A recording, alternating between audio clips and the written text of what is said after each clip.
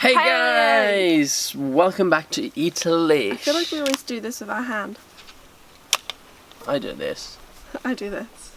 You do this. Or you're pushing people out. Yeah. Goodbye. Rude.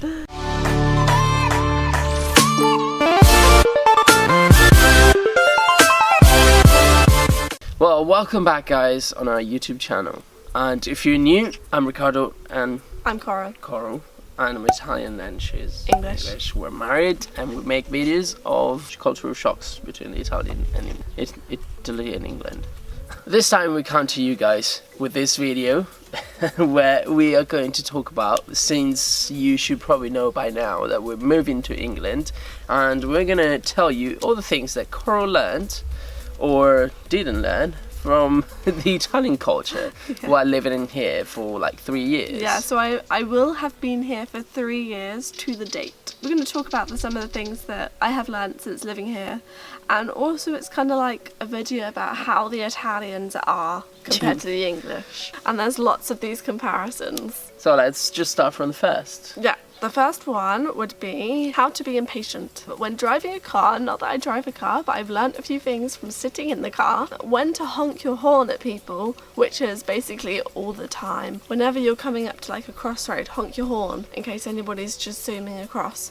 Whenever you come up to a traffic light, you've stopped, it's on red, turns green, but you're behind the car that's in front of you. As soon as it turns green, honk your horn, because you don't want to be sat there for too long. Sometimes you get those stoplights that they're actually too quick, and so you're like, just go quickly so that I can come through as well. You never know. Plus the orange colour. The orange colour is not an actual slow down because it's coming red, it's an actual speed up before it gets red. That's what it is. Yeah, don't slow down when it hits the orange light, just go. And then most of the time when you've passed the line by the traffic light, it turns red, but people are going to go anyway because they saw an orange, so technically it's still orange for them. Exactly, but even if you go with the red, if no one's around, what's the problem? Yeah, especially if there's no police and you're on a red. Yeah. Just go. Just go. Another thing related to driving is how to drive like a maniac. So, the first time that I came to Italy, I was in Ricardo's uncle's car. He picked me up from the metro and you two, and went to your nonna's house for the first time, and I was scared for my life. Seriously, I was so scared. I'm like, seatbelt, I'm gonna die. Okay, well, that was just my uncle. Italians don't really drive that crazy. No, he was that crazy. Okay, a lot of Italians do drive crazy though. Come on. They drive in the middle of the road. There's like 2 lanes and you drive in the middle. Yeah, well my dad was doing it on the way here. Yeah, and I was like... driving me insane. Yeah, me too. We actually called him up. I was like, what are you doing? Yeah, we said, what are you doing? Do you pay double taxes for the road that you're in the middle? Come on, just get on one line, freaking heck. No, it bugs me so much. It bugs me, and I'm like, why are we in the why are they in the middle and not moving over? And it would be like this. Or we would go like over like this, and then over like this, and then over like this. Yeah, sometimes it's annoying for us too. Yeah, lines. How not to wait in a line, in a queue. Like, you don't have to wait in queues, because what's the point in them, you know? Hold on, what's a queue? You can't remember what a queue is?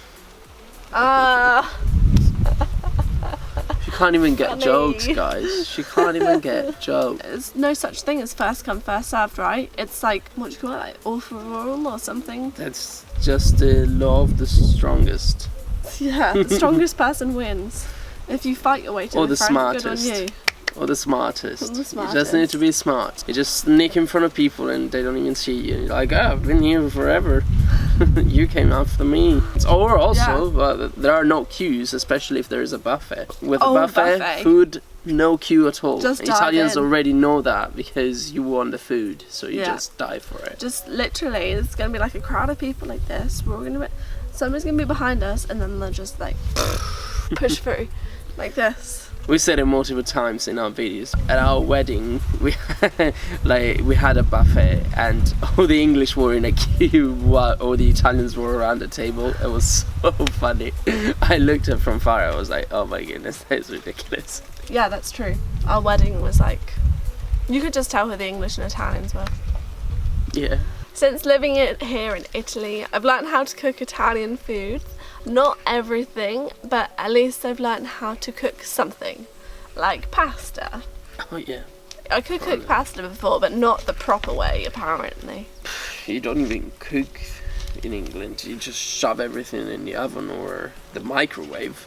And Well, that's that done. is very common to do, yes. That's very common. It's very common to have smiley face potato chips. It's so funny when actually English people say, "Oh, I just made this for you." You didn't make it. You just shoved it in the oven or in the microwave, and that's it. You just plated. He doesn't really get angry at people though when that happens. I actually appreciate it. It sounded like you get super angry at people and like, don't ever make me English food. No, he doesn't get angry. No, sure. I actually love roast dinner. Yeah, so food I've learned, I can cook like carbonara. Okay, in England, I cook carbonara like with cream and bacon and everything. But here, I've learned how you can cook it the correct way. Don't get too sick there. I made it once, did I? Or did I not? No, I you don't never know. did, because you always say, "I don't feel right, I don't feel right, I'm not so sure I'm gonna do it right." Yeah. But see, at least she is scared to make it wrong, so she's not doing it until she feels secure. Where normal English people be like, "Oh, I'm gonna do it. If I make a mistake, it doesn't matter. It's gonna be the same." It's not freaking the same. So she's got a good Italian side here. I trained her very thank well. you. No, the first time I had a carbonara was probably about a year ago. It wasn't actually that long ago.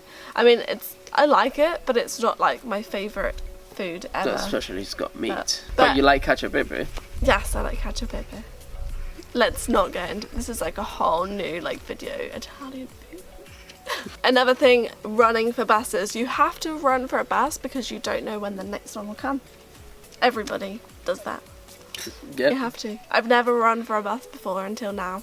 Until living in Italy, I'm like, quick, it's my bus. Yeah, why would you run for a bus in England when it comes every 10 seconds? If you miss one, you're like, "I don't care, I'm gonna get another one." That's why English people are not stressed either.